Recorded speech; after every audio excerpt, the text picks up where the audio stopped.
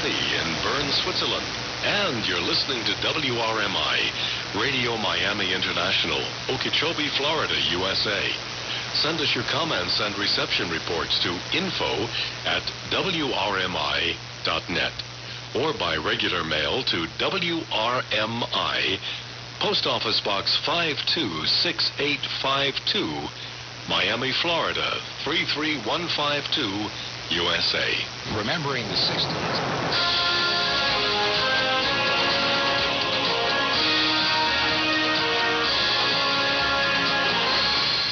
Radio Prague International, the external service of Czech Radio. News. The opposition Civic Democrats say the Prime Minister has failed the nation in responding to the coronavirus epidemic, and his minority government should ask the lower house for a vote of confidence once the crisis is over. Opposition parties say the traditional ceremony at Prague Castle marking Czechoslovak Independence Day should not go ahead as planned. And the Czech Film and Television Academy has selected the film Charlatan as the Czech candidate for next year's Oscar nomination for Best Foreign Language Film. The opposition Civic Democrats say Prime Minister Andrej Babiš has failed the nation in responding to the coronavirus epidemic, and his minority government should ask the lower house for a vote of confidence once the crisis is over. Civic Democrat leader Petr Fiala said that if he failed to do so, the Civic Democrats would try to drum up support for a vote of no confidence in the cabinet. The opposition party blames the minority government of the Prime Minister's ANO party and the Social Democrats for failing to adequately prepare for the second wave of the coronavirus epidemic over the summer and making chaotic decisions in the face of the ongoing crisis. The traditional ceremony at Prague Castle marking Czechoslovak Independence Day on October 28th should not go ahead as planned, according to opposition parties who argue that the president's office should adhere to the coronavirus safety measures just like everyone else. As of Wednesday, the cap on the number of people allowed to meet will be reduced to 6. President Zeman wants the ceremony to take place, albeit with restrictions, arguing that to cancel the event would indicate a lack of respect for the country's history and traditions. Health Minister Roman Primula told journalists on Tuesday that the matter was being debated. He said the number of participants had been cut to a minimum and might be reduced even further. The Czech Film and Television Academy has selected the film Charlatan, directed by Agnieszka Holland, as the Czech candidate for next year's Oscar nomination for Best Foreign Language Film, the Czech CTK news agency reported on Tuesday.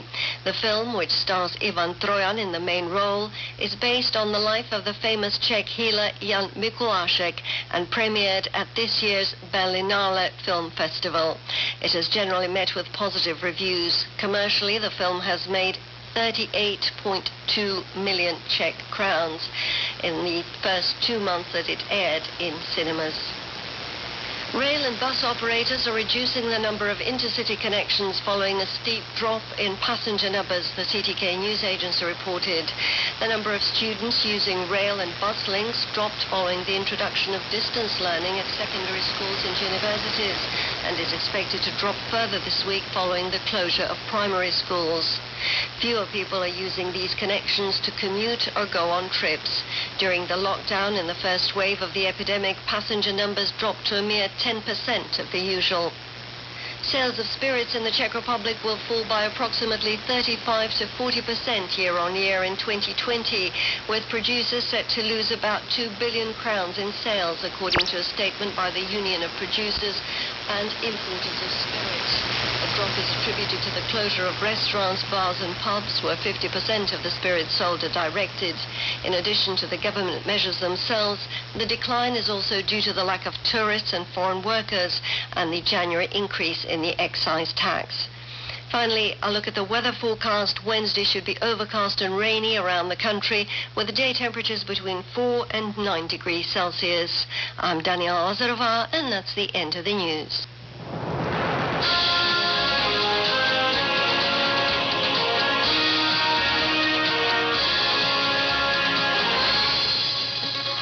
Hi there, listener. This is Radio Prague International, and I'm Ian Willoughby. Today, the Czech government brings in new measures to stem an exponential rise in COVID-19 numbers. 11 people are receiving the country's Gracias Agate Award for helping promote the good name of the Czech Republic around the world. And later we take you off the beaten path to Prague's little-known Park of Statues. All that's coming up in today's program.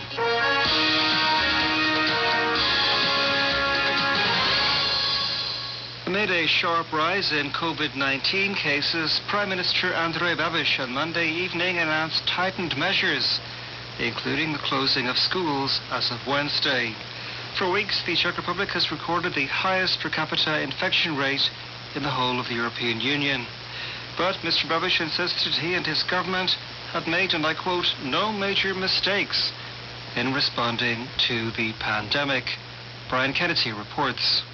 By most measures, the Czech government handled the first wave of COVID-19 well. It was quick to impose a lockdown, travel restrictions, the mandatory wearing of face masks in public, and when it shut schools and non-essential businesses, the state paid part of affected employees' salaries in order to prevent layoffs.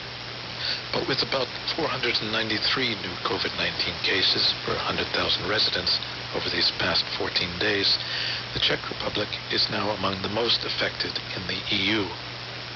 Against this backdrop, the government announced on Monday that all primary and secondary schools, but not preschools and kindergartens, must close on October the 14th and move to online teaching for 2 weeks and then have a week of holiday. Restaurants and bars will not close, but only be allowed to offer takeaway services and only until 8 p.m. These and other measures come following a far more serious wave after the end of the summer holidays that critics say the Babiš government failed to anticipate or prepare for. By late September, as many people were testing positive for COVID-19 here on a daily basis as in Germany, a country with a population 8 times as big. In a televised address to the nation just 3 weeks ago, following the resignation of his then health minister, Prime Minister Andrej Babiš acknowledged missteps and some confusion during the COVID-19 first wave and apologized for them.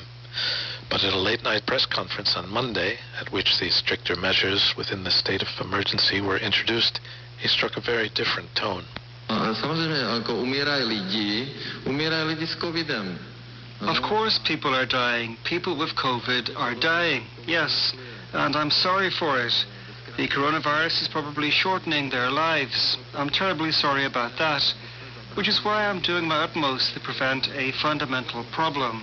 So I don't know what mistakes have been made or where the fundamental problem is. Instead of 100 cases a day, and often not even a single death, as in the spring, the Czech Republic this autumn has seen many thousands. More than 8,600 cases were registered this past Friday alone, and 24 people with COVID-19 died in as many hours. With hundreds of nurses and doctors having fallen ill, Health Minister Roman Primula is calling on medical students and retired professionals to step in to help if need be. He told reporters on Monday evening that he aims to double capacity to handle serious COVID-19 cases. We must do this while there's still a chance. We all must accept these measures for the next 2 or 3 weeks, or the hospitals will be overwhelmed. We spoke directly with the heads of all faculty hospitals today about how to strengthen the system. Simply put, we'll double capacity so that we're ready for the next wave. Apart from school closures and restrictions on bars and restaurants, throughout the 3-week state of emergency, starting on Wednesday, a ban on the public consumption of alcohol is also in place. Face masks must be worn on public transportation as before, but newly also at tram and bus stops and on railway platforms. Furthermore, a maximum of 6 people can gather in a group, whether indoors or outside. That report was by Brian Kenety.